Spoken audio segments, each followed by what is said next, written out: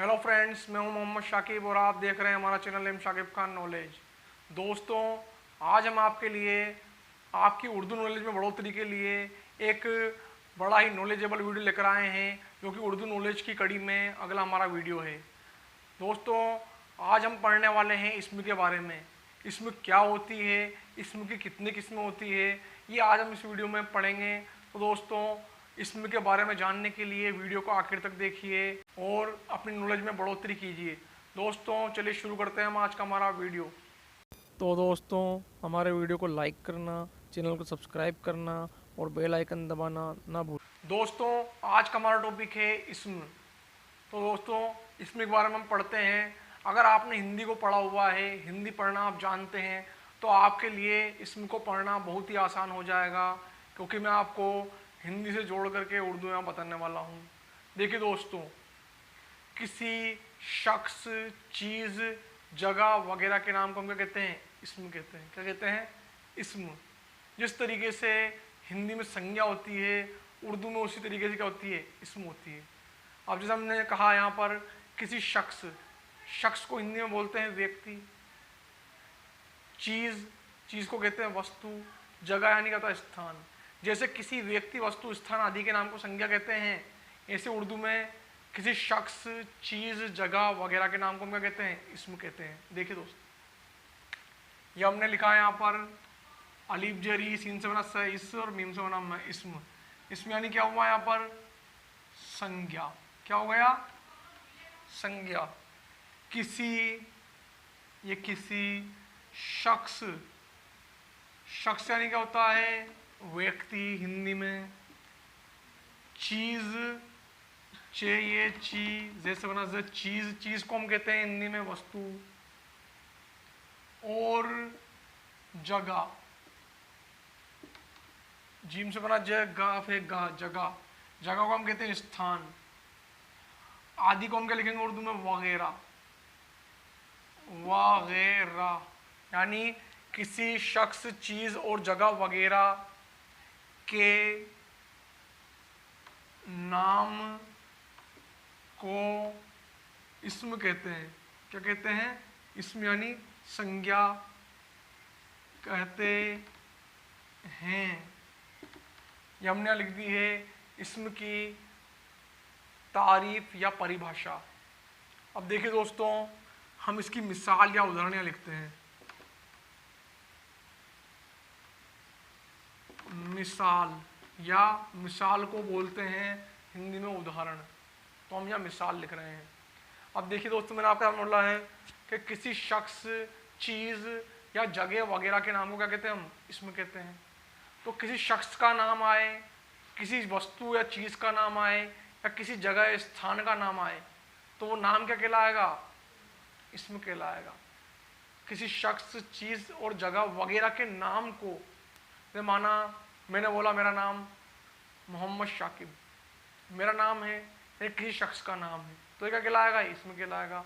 देखिए, एक आपके सामने मिसाल ये हो गई, मोहम्मद साकिब। देखिए दोस्तों, मोहम्मद साकिब, ठीक है। तो यहाँ पर हो गया ये एक आपका मिसाल या उदाहरण इसम का।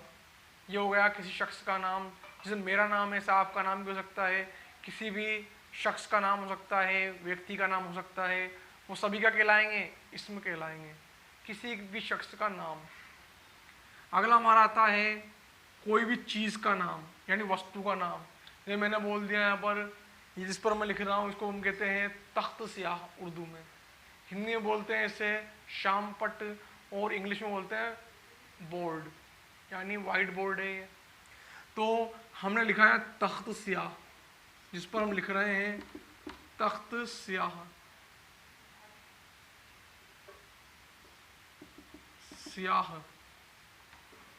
तो तख्त स्याह जो हमने लिखा है, यानी ब्लैक बोर्ड लिखा है, वाइट बोर्ड लिखा है, तो ये क्या कहलाएगा? ये भी एक वस्तु का नाम है, चीज़ का नाम है। मेरे हाथ में आप देख रहे हैं क्या है? एक मार्कर है। मार्कर भी एक चीज़ है, वस्तु है, तो ये भी क्या है? एक इसम है। इसका नाम मार्कर है। मार्कर क्या हुआ? इसम हुआ। अब आ गया हमारा तीसरा, जगह का नाम। कोई भी जगह जैसे माना मैंने कह दिया यहाँ पर राजस्थान, हिंदुस्तान, अमेरिका, या मैंने कह दिया यहाँ पर कोटा, मैंने बोल दिया यहाँ पर यूपी। तो ये सभी क्या हैं, किसी जगह के नाम हैं। तो ये सब क्या कहलाएंगे, ये सब कहलाएंगे इसम। जैसे हम ये लिखते हैं राजस्थान।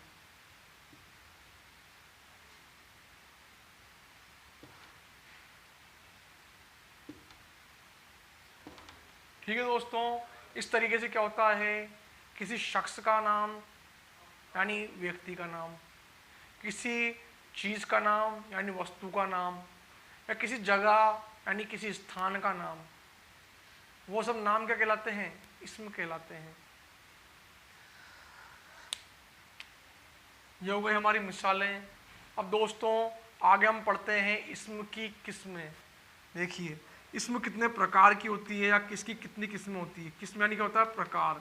इसम की किस्में, ठीक है।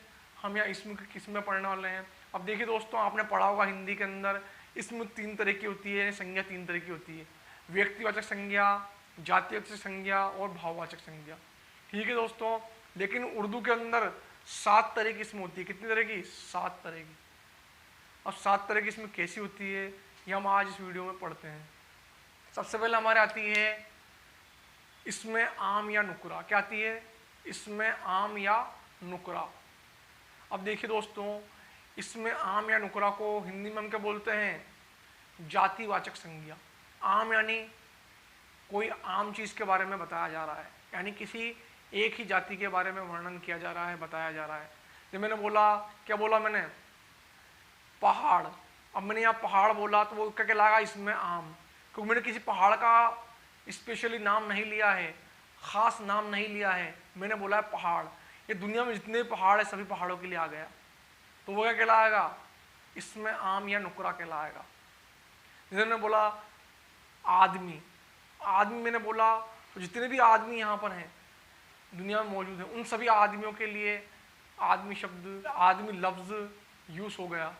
तो क्या हो गया, ये आदमी लफ्ज़ जो हमने यूज़ किया है वो सभी आदमियों के लिए आ गया, इसलिए क्या कहलाएगा, वो इसमें आम कहलाएगा। जैसे मैंने बोला, क्या बोल दिया यहाँ पर मैंने, मुल्क। क्या बोल दिया, मुल्क। मुल्क यानी होता है देश, और ये सभी देशों के लिए आ गया मुल्क। जितने दुनिया में 212 के लगभग देश है, सभी देशों के लिए क्या आ गया, मुल्क आ गया, यानी देश। तो मैंने किसी खास देश का नाम नहीं लिया, किसी खास मुल्क का नाम नहीं लिया, तो जो मैंने नाम लिया है कॉमन, मुल्क, ये क्या हो गया, इसमें आम या नुकरा कहलाएगा। ठीक है दोस्तों, तो इसमें आम या नुकरा किसे कहते हैं, इसमें आम या नुकरा उसे कहा जाता है जब किसी एक खास चीज़ का या खास शख्स का या खास स्थान का नाम न लिया जाए, बल्कि कॉमन नाम लिया जाए जो कि सभी के लिए इस्तेमाल हो जाए। ठीक है, तो वो क्या कहलाएगा, इसमें आम या नुकरा कहलाएगा, जातिवाचक संज्ञा कहलाएगी, यानी वो सभी के लिए आ रही है, कॉमन आ रही है। तो हमारा पहला हो गया इसमें आम या नुकरा। दूसरा हमारा आता है इसमें खास या मारफा। इसमें खास या मारफा को हिंदी में क्या कहते हैं, व्यक्तिवाचक संज्ञा। क्या कहते हैं, व्यक्तिवाचक संज्ञा। यानी यहाँ हम क्या करेंगे, किसी खास शख्स, खास चीज़ और ख़ास जगह का नाम लेंगे। जैसे मैंने यहाँ पर लिखा है मोहम्मद साकिब, यानी किसी खास शख्स का नाम लिया मैंने, जिसने अपना नाम क्या रखा हुआ है, मोहम्मद साकिब रखा हुआ, तो वो क्या हो गया, इसमें ख़ास हो गया, किसी पर्टिकुलर, किसी एक ही शख्स के लिए मैंने कहा। ठीक है, जब मैंने बोला था वहाँ पर पहले पहाड़, क्या बोला था, पहाड़, जो कि क्या था, इसमें आम या नुकरा था, यानी सभी पहाड़ों के लिए मैंने बोल दिया था। लेकिन मैंने बोल दिया यहाँ पर क्या बोल दिया, हिमालय पहाड़, यानी हिमालय पर्वत। तो हिमालय क्या है, खास पहाड़ का नाम हो गया। मैंने बोला अरावली पर्वत, अरावली पर्वत क्या हो गया, एक खास पहाड़ का नाम हो गया। ठीक है दोस्तों, इस तरीके से मैंने विंध्याचल पर्वत बोल दिया, मैंने इलायची पर्वत बोल दिया। तो ये क्या है, पर्वत या पहाड़ जो हैं, मैंने इनके नाम लिए हैं, किसी खास पहाड़ या पर्वत का मैंने जिक्र किया है, तो वो क्या कहलाएगा, इसमें ख़ास या मारफा कहलाएगा। अब यहाँ पर आया है हमारे जगह, मैंने किसी खास जगह का नाम लिया, जैसे मैंने बोल दिया राजस्थान, मैंने बोल दिया दिल्ली, मैंने बोल दिया मुंबई, मैंने बोल दिया कोलकाता, मैंने बोल दिया चेन्नई, या मैंने बोल दिया कोटा। इस तरीके से क्या है ये, मैंने क्या करा है, यहाँ पर किसी खास जगह का नाम लिया है, तो वो क्या कहलाएगा, इसमें ख़ास या मारफा कहलाएगा। तो दूसरी हमारे हो गई यहाँ पर दोस्तों इसमें ख़ास या मारफा। तीसरी हमारे आती है इसमें ज़रफ़। अब इसमें ज़रफ़ क्या होती है, इसमें ज़रफ़ कहते हैं ऐसी इसम को जिसमें जगह या वक्त के मायने पाए जाएं, ऐसे लफ्ज़ जो कि क्या करें, जगह या वक्त के मायने हमें बताएं। जैसे हमने बोला सुबह, शाम, दिन, रात, ये क्या हो गया, इससे हमें क्या पता लगा, वक्त के मायने हमारे पाए गए इसमें। तो इस लफ्ज़ के अंदर वक्त के मायने पाए गए या वक्त के मायने हमें पता लगे तो ये क्या कहलाएगा, इसमें ज़रफ़ कहलाएगा। या किसी जगह के मायने पाए गए, मैंने कह दिया किसी जगह का नाम ले दिया, पहाड़। अब पहाड़ एक जगह हो गई, तो जगह या वक्त के मायने जब पाए जाएं तो क्या कहलाएगा, वो इसमें ज़रफ़ कहलाएगा। अब अगला हमारा आता है इसमें आला। इसमें आला जब हम क्या करें, किसी औजार के बारे में बात करें, जैसे चाकू, छुरी, कैंची, कुल्हाड़ी, ये क्या है, सब औजार हैं। ठीक है दोस्तों, जिनसे हम क्या करते हैं, कोई भी काम को करते हैं। तो जो औजार का जब जिक्र आए, जब किसी औजार का नाम हम बोल लें तो वो लफ्ज़ का कहलाएगा, इसमें आला कहलाएगा। इसमें आला यानी औजार के बारे में हमने बात की है। तो इसमें आला कहा जाता है जब किसी औजार का जिक्र आए तो वो लफ्ज़ क्या कहलाएगा, इसमें आला कहलाएगा, वो इसमें आला के अंदर आ जाएगा। अब दोस्तों अगला हमारा आता है इसमें धात। धात यानी होता है धातु, जैसे तांबा, पीतल, सोना, चांदी, ये सभी क्या है, धातु हैं। तो जब हम क्या करेंगे, किसी भी धातु का जिक्र करेंगे तो वो लफ्ज़ क्या हो जाएगा, इसमें धात कहलाएगा। तो दोस्तों अगली हमारी आ गई इसमें धात। इसके बाद हमारी आती है इसमें जमा। क्या आती है अगली हमारी, इसमें जमा। अब इसमें जमा किसे कहते हैं, इसमें जमा वो इसमें कहलाएगी जब क्या हो, किसी एक शख्स का जिक्र ना किया जाए, बल्कि किया जाए किसी एक समूह का जिक्र किया जाए। हिंदी में इसे समूहवाचक संज्ञा भी कहते हैं। हमने एक समूह का जिक्र किया, मैंने कहा लश्कर। लश्कर या कारवां, लश्कर या कारवां होता है वो बहुत सारे शख्सों से मिलकर बनता है, जिसे हम हिंदी में क्या कहते हैं, सेना कहते हैं। उर्दू में इसे फौज भी कहते हैं। तो फौज, लश्कर, कारवां, ये क्या है, ये क्या है, अपने इसमें जमा है, यानी एक से ज़्यादा शख्स से मिलकर के बना हुआ है, एक ग्रुप है। जैसे हमने कहा, क्या कहा, हमने कहा दर्जा। अब दर्जा हमने कहा तो दर्जा क्या होती है, क्लास को कहते हैं। क्लास में क्या होते हैं, एक से ज़्यादा क्या होते हैं, तालिब होते हैं, तलबा होते हैं। ठीक है, तो वो क्या कहलाएगा, हमारा इसमें जमा कहलाएगा। अब देखिए दोस्तों, इसमें जमा के अंदर के जैसे हमने कहा कारवां, कारवां क्या करता है, कई मुसाफिरों से मिलकर बनता है। उसके अंदर एक शख्स नहीं होता है बल्कि कई शख्स होते हैं कारवां के अंदर। जब कोई कारवां रवाना होता है तो क्या होता है, उसके अंदर बहुत सारे शख्स होते हैं। तो कारवां क्या होता है, इसमें जमा है, लश्कर, फौज, कारवां। ठीक है दोस्तों, ठीक है। तो ये क्या कहलाएंगे, जो समूह होते हैं। ठीक है, समूहवाचक संज्ञा होती है, उससे हम क्या कहते हैं, इसमें जमा कहते हैं। दोस्तों अगला हमारा आता है आखिरी, इसमें कैफियत। इसमें कैफियत किसे कहा जाता है, इसमें कैफियत उस इसम को कहा जाएगा जब क्या हो, कैफियत का मतलब होता है हालात, हालत या हालात। जैसे सख्त, नर्म, गर्म, ठंडा, ये सब क्या है, कैफियत है, हालात है। हम किसी चीज़ को छूते हैं तो हमें क्या लगता है, गर्म लगती है, ठंडी लगती है, या वो क्या होगी, एक तरह से वो नर्म होगी या सख्त होगी, सख्त यानी कठोर होगी। तो उस समय क्या करेगा, एक हालात का, एक कैफियत का पता लगेगा, तो वो क्या कहलाएगी, इसमें कैफियत कहलाएगी। तो दोस्तों इस तरीके से हमने आपको इसमें की किस्में बताई है, जो 7 तरह की है।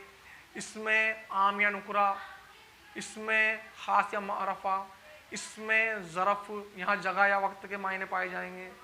इसमें आला, इसमें औजार के बारे में आएगा। इसमें धात, जब हम किसी धातु के बारे में कहें तो वो इसमें धात कहलाएगी। इसमें धात के बाद आएगा इसमें जमा, जब हम किसी समूह या ग्रुप के बारे में या टीम के बारे में बात करें तो वो इसमें जमा कहलाएगी। अगली हमारी आती है इसमें कैफियत, जब क्या हो, किसी हालात के बारे में पता लगे, नर्म, गर्म, ठंडा, सख्त, तो ये क्या कहलाएंगे सब, ये इसमें कैफियत कहलाएंगे। तो दोस्तों ये थी हमारी इसम से जुड़ी हुई अहम मालूमात जो हमने आपको दी है, इसम की तारीफ, इसम की मिसालें और उसके अलावा इसम की किस्में। तो दोस्तों आपको ये हमारी मालूमात कैसी लगी? अगर आपको ये वीडियो अच्छा लगा तो प्लीज़ चैनल सब्सक्राइब कीजिए, वीडियो को लाइक कीजिए, कमेंट्स कीजिए और बेल आइकन दबा दीजिए ताकि हमारा आने वाला वीडियो सबसे पहले आपको मिले। तो दोस्तों चलते हैं, अलविदा।